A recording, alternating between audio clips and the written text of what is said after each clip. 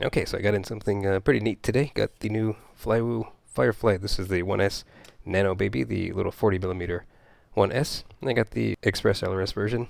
And you can see this has 802.4, I think 16,500 kV for a 1S, like I said, with the Goku 5-in-1, which is actually a all-in-one with a built-in VTX, and I think Flywoo's own little nano camera. So I got that, and it doesn't come with a battery, so I got a little set of 6 batteries to go along with it, 450 1S high voltage packs. So we'll take a look at those. And also these have the GNB27 connector on them. Let's see what comes inside the little box. So it looks like some 40mm props. So I got PH2 to GNB27 adapter, Flywoo sticker, lens cover in a bag for some reason. And look at this, look how tiny this little thing is.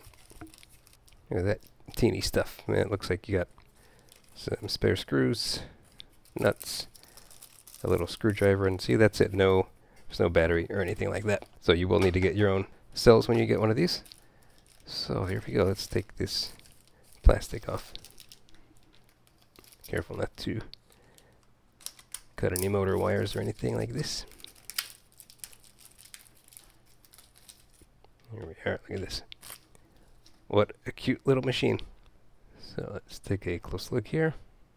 Okay, so there's the, you can see the Express LRS receiver installed there. Cute little canopy setup, little micro USB, teeny little 802.4, 16,500 kV, notchy little motors. Yeah, nice looking little build. And there's the GNB27 connector. And I think they updated this frame slightly since the original revision. So interesting layout, wide in the front. Actually pretty stiff there. Actually, that's impressive. Nice and strong. Should have no issues with flex whatsoever. And then here I got 6 of these batteries, the new GNBs. Oh, look at these stickers. And I got a 6-pack. I didn't really need to get 6 because the flight time in this is actually quite long, meant to be like 8 minutes flight time.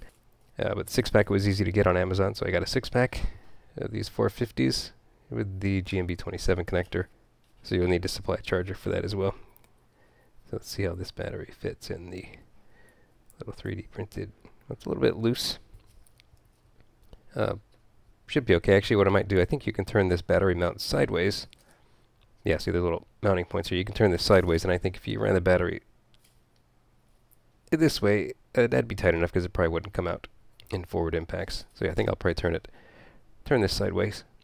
But before I do that, let's just do a quick little weigh in. No props, no battery, but otherwise ready to fly. 20.97, let's call it 21. And if we add in 4 little props, go a little bit over 21 grams. So now up to 21.9, so call it 22 grams.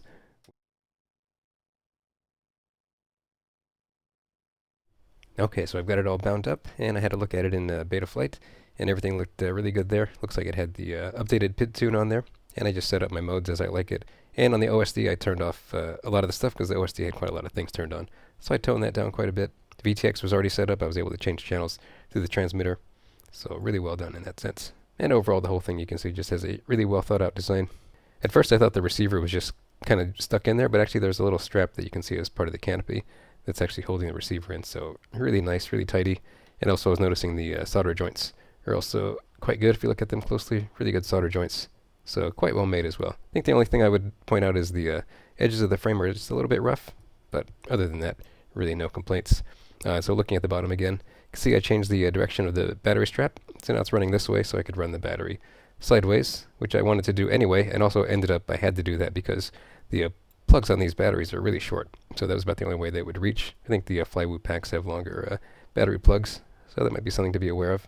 And also, you might notice I added a little piece of electrical tape here just to provide some extra friction to hold the battery in. It actually works pretty well. And while I was at it, I also added some electrical tape just on the arms to hold the motor wires down a little bit better.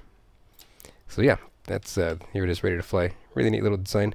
And even though this is really light and quiet, I don't think I would fly this inside just because of the open props. I think it'd be too easy to damage the props or scratch things inside. But I think this is more suited as like a super low impact outdoor model. We want to fly something with good performance that doesn't really bother anybody.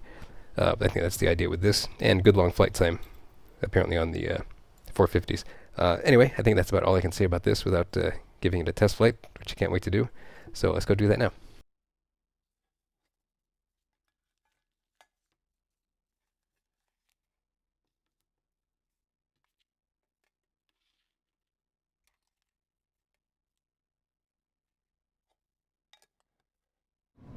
Okay, I thought I would do a little bit of a narration here, and this is just one of my first few flights, but I think I was still able to get an initial impression, although it's early days still.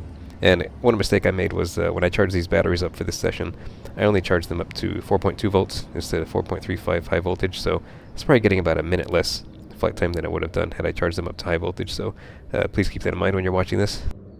I'm going to go for a takeoff here, and one of the first things you'll see is that this camera is 16:9 widescreen, and I had to switch my goggles into that mode. Otherwise I was flying with a squeezed image, which I find kind of hard to do, so if 16:9 is an issue for you, you may not want to get this quad with a stock camera. But anyway, this is how it looks, and also you might notice on the right side of the image, a little bit of the lens is showing through, so a little bit of a quality control issue on my camera, a little bit offset, and the lens was glued to the sensor. But otherwise, just having a quick look around here, you can see this quadcopter is very smooth out of the box, and this is just the tune that comes on it, and it seems to be a pretty good tune, and these are the stock rates as well. And a little bit of vibration there. I was noticing on my quadcopter at low RPMs, had a little bit of vibration. I'm not sure if that's just my particular machine or something in the tune. I think it might be my machine. You probably won't have that. But at normal flying RPMs, I didn't have this vibration. I'd say it definitely has good power, but doesn't have crazy power. Like, it doesn't feel like something out of the ordinary, but definitely really good power, and it's nice and quiet. And getting about, on this one, about 3.5 minutes of flight. On the 450, charged up only to 4.2 volts. So I was kind of expecting more like 4 or 5 minutes, and I think if it was charged up to high voltage, I could easily get 4 or 5 minutes of flight time. I think 8 minutes would be a stretch, but probably 6 or 7 minutes if you're cruising around. But like I said, it's a pretty good tune. I didn't have any prop wash or didn't have any bad habits. If any of the flight looks kind of weird, that's just down to me. Definitely quiet, although you could hear this, flying around. It wasn't silent. It was definitely a very quiet machine, and a great little quadcopter that you can basically fly pretty much anywhere. So anyway, thanks for watching.